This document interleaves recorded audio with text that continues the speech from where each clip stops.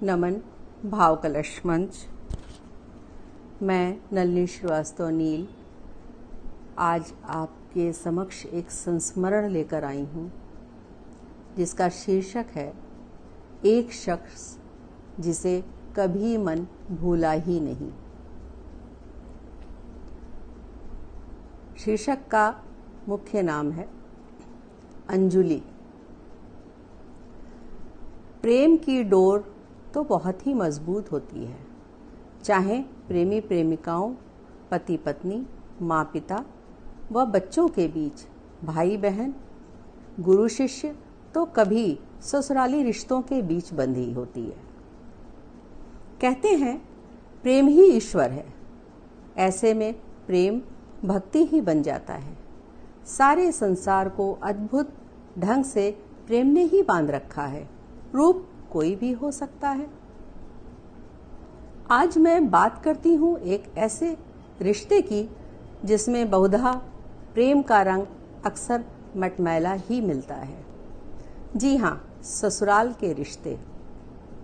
एक दूसरे की छोटी छोटी कमियों पर ध्यान दें तो रिश्ते कड़वे, और अगर छोटी छोटी खूबियों को महत्व दें तो रिश्ते बेहद मीठे, प्रेम भरे और सुखदायी होते हैं।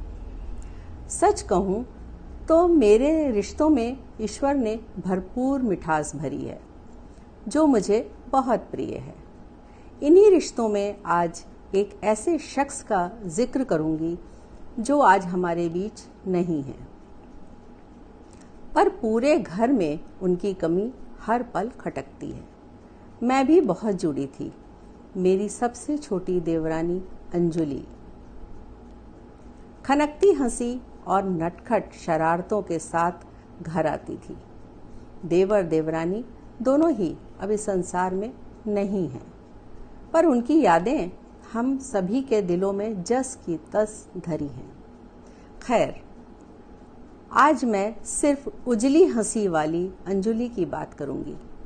मेरे घर आती तो सारा घर हंसी ठहाकों से भर जाता। मुझसे लगभग 16 वर्ष छोटी थी, पर मेरी तो छोटी बहन और सहेली थी। लोग पूछते थे कि ये आपकी बहन है, तो मेरे देवरानी कहने पर चौंक जाते कि इतना प्यार कैसे है। मेरे बच्चों के साथ साइकिल चलाते बड़ी नटखट, तो इनके साथ यानी मेरे पति के साथ बैडमिंटन खेलते छोटी बेटी सी दिखती।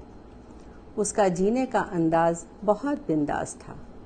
जीवन के हर चैलेंज को सहज भाव से स्वीकार करते पाया था। जीवन के कठिन दिनों में भी उसे बहुत जीवंत व मजबूत पाया था। भरपूर सुख संपदा प्राप्त करने पर भी उसे सारी गृहस्थी को बड़ी खूबसूरती से सजाते संजोते देखा। जब उसके इकलौते बेटे, जो कि मात्र उस वक्त 9 साल का था, उसका गॉल ब्लैडर का ऑपरेशन था। स्थिति नाजुक थी। बच्चे की पीड़ा देखते नहीं बनती थी, पर पूरे 11 दिन तक उसने अन्न त्यागा। बड़ी ही जुझारू थी। ईश्वर से भी छीन लाई थी बेटे को। एक सम्मानित विद्यालय की प्रिंसिपल होते हुए भी ऑनलाइन कुछ न कुछ डिग्री हासिल ही करती रहती। ये नटखट जोड़ी जहाँ पहुँचती वहाँ हंसी खुशी प्रेम की खुशबू बिखर जाती। एक दिन गाड़ी चलाते विद्यालय से लौटते हुए अंजुली का दर्दनाक एक्सीडेंट हुआ। गाड़ी में फंसी किसी तरह बाहर निकाल उसे हॉस्पिटल में भर्ती किया गया, पर उसका मौत से जूझते हुए भी डॉक्टर को ये बताना कि उसे किस दवा से एलर्जी है, हम सबको हैरान कर गया। मजबूत मनोबल के चलते वो जी गई, पर पैरों में रॉड पड़ने से चलने में हल्का सा अंतर आ गया, जिसे वो खूबसूरत युवती बर्दाश्त न कर पाई। उसने अपने को हमेशा पूर्ण पाया था, कमियों को पूरा करके जिया था, तो ये कमी धीरे धीरे डिप्रेशन में जा पहुंची। अब न ज़्यादा गाड़ी चलाती, न हंसती, न खिलखिलाती, बस गुमसुम सी रहने लगी। धीरे धीरे अपने को सबसे दूर करती गई।